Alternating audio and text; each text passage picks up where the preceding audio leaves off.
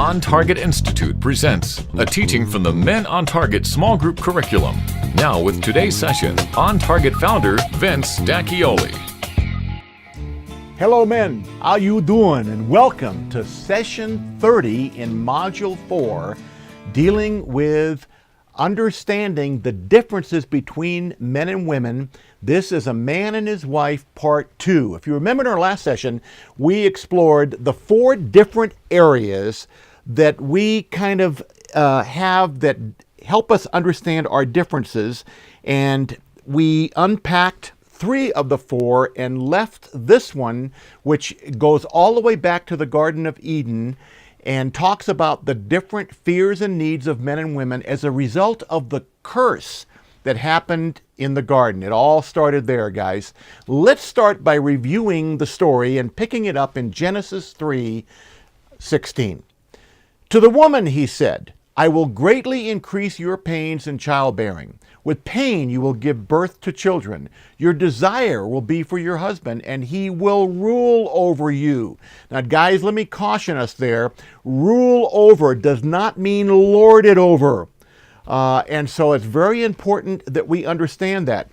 What happened as a result of that is a woman's desire is for safety and protection. Her desire, her greatest need is security. Listen, her greatest fear is abandonment. And this is what happened as a result of the curse placed upon the woman. She desires her husband. And guys, when you think back, it all started back there. Adam and Eve had it made, did they not? They walked and talked with God. They had an abundance and variety of food. And look at what that sin did. It's just incredible. And we've been trying to overcome that ever since. Ever since the curse, a woman's greatest desire is for security. Now, what about the man? Genesis 3:17. To Adam he said, watch this, because you listened to your wife and ate fruit from the tree about which I commanded you, you must not eat from it. Watch, cursed is the ground because of you. Through painful toil you will eat food from it all the days of your life. By the sweat of your brow you will eat your food until you return to the ground. Now, I want to remind all of us, the concept of work is pre-fall. But now, as a result of sin, the curse now makes it difficult. It's going to make it hard for us to overcome our greatest need, which is significance. We need to feel significant, guys, and our greatest fear is failure. Now, how men and women respond to fear is very, very different. A man, when he feels like a failure, he feels like he's really not hitting on all cylinders, things aren't working for him well, maybe you're falling behind at work, you feel like you're just a failure in different areas of your life. Typically, the way we respond is we withdraw. We become withdrawn, we become distant, and we like to hide out. We become cold and shallow sometimes, preoccupied. We emotionally, oftentimes, we just check out. That's a typical response of a man who feels like a failure. What about the woman? When a woman is in fear, when a woman feels like she's been abandoned, and by the way, abandonment to a woman, guys, could be something as simple as reading the newspaper while she's talking with you. A woman really needs to feel like you're paying attention to her. And when she feels abandoned, she does not withdraw. Watch this. She becomes critical. She actually attacks. Let me pause here for a second and talk about something oftentimes that's not really preached a lot in our churches today. You know in the Bible where Paul talks about women being quiet in the church, and I've often wondered, what does that word quiet really mean? Well, it's taken from the word hesushia, which when translated means literally to step back and live quiet and orderly lives. Listen, guys, here's what Paul was saying to the woman. He was understanding her nature. A woman's nature, if a man's not stepping up, is to fill the vacuum. She will go in and make it happen. A woman's nature is if it's not happening, she will lean toward becoming critical. What Paul was saying is, look, ladies, resist your temptation to do that and to be critical. Step back and live quiet and orderly lives, and pray for and encourage your men to step in and take their rightful position as spiritual leader in your home and in the church. That's what really Paul was saying. But when a woman feels abandoned, she is critical typically. She becomes demanding, negative, there's very little support, and she will avoid intimacy. We don't have time to get into all of that, but this is what typically happens when a man and a woman understands they're fearful and they understand how this whole cycle works. The enemy uses this to destroy us. So here's a typical scene. I'm going to describe many of your relationships right now.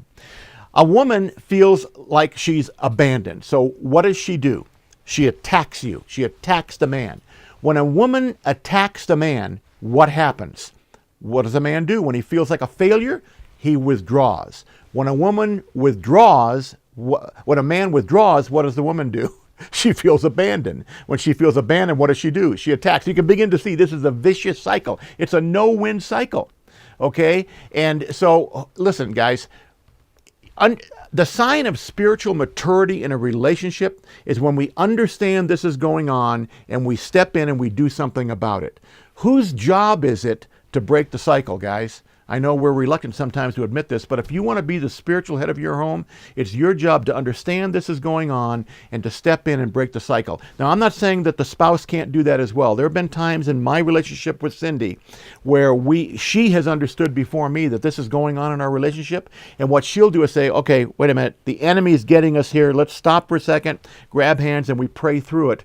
And I give her credit for that. But you got to be mature enough to understand this is going on. Here's how this works. Typically, and you'll see it on the screen, when we do a couples conference together, my wife and I, we bring these rocks. One rock says significance. That's my rock. That's my need for feeling like I'm not a failure, feeling significant. And she brings her rock for security, and we bring them together for this relationship. And here's where we make the mistake. We exchange the rocks. She gives me her rock, which is her need for security, anticipating that I am going to fulfill that need in her, and I give her my rock, indicating my need for significance. And when we're in a live setting, typically what we do is Cindy starts talking about this, and I take her rock for security, and I'm looking at it, and I start throwing it up in the air, a kind of an illustration of I'm not taking her need for security very seriously. In fact, I might even drop it on the floor, and the audience starts to laugh, and really what's happening here is I'm not meeting her need. And the fact of the matter is she's not meeting mine either. So what do? We grab them back. We take those rocks back, because at the end of the day, we have to have those needs met. How do we get them met? Well, sadly, sometimes, guys, we try to find somebody else that will meet that need. It could be for a woman, her kids, or it could be for a man, maybe his car or his boat, or sadly, it might even be we try to take that need for significance and give that rock to another woman. And that's what leads to destruction in a relationship. At the end of the day, these needs need to be met. But here's the deal, guys. If it all started with a curse, let me ask you a question. Who is the only one that can redeem a curse? It is only God. It started with God, and God is the only one that can meet it. We were never meant, listen, to get our needs met on a lateral plane. We were meant to get our needs met on the vertical plane, and if you go, some of you have seen the triangle, with God at the top is the triangle, the man and the woman, and as the man and the woman get their needs and fears kind of understood and their needs met by God, He uniquely enables us to meet each other's needs. It all gets back to our relationship with the Lord. And guys, that's the secret. You remember a few weeks back we talked about the secret to life. It's putting God between us and all of our circumstances. At the end of the day, it's all about God. Now, you don't use this to beat each other up either. You don't go to your spouse and say, well, you need to get your needs met by God. No, you look at it for you. You say, Lord, help me to have the kind of relationship with you so that I am enabled to take care of my wife and meet her unique needs of feeling safe and feeling secure. Take it as your own personal responsibility, guys. It's very important that you do that. What's the life implication of all of this? Now watch this. Not creating a sense of security for my wife will ultimately lead to serious difficulties in our marriage. Let me repeat that. Not creating a sense of security for my wife will ultimately lead to serious difficulties in our marriage. Guys, the security is not just financial, although that's really important. It's feeling like she's special, feeling like she's not being left out. She doesn't hear about stuff from a third party instead of from you when she believes it should have come from you. This is very, very important for you to understand and really live out in your marriage. Otherwise, it could lead to some serious difficulties. Life application. Here are some discussion questions now that we want you to get into in your times together with other men in your group. Try to remember a time when you experienced the no-win cycle. Try to remember a time when maybe you felt like a failure and your tendency to withdraw caused your wife to be overly critical. Guys, this is hard. I can't tell you how many times this has happened with me. But I'm learning, the older I get, I'm learning that when my wife tends to be more critical toward me, I can either resist it and get angry and get bitter and fight back, or I can step back and say, Lord, what are you trying to show me here? I must be doing something wrong, and I try to step up and get involved there. And I want to tell you something, guys. Nothing makes our spouse feel more secure than when she knows her man is serious about being intimate with the Lord. Nothing.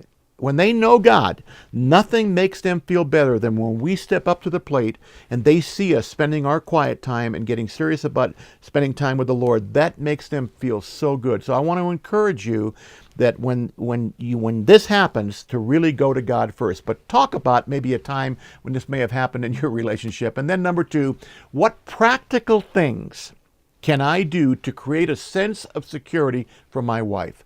What is it you're thinking maybe you're not doing now? And think about some practical things that you can go home and begin practicing today to make it better. And until next time, guys, don't forget about it.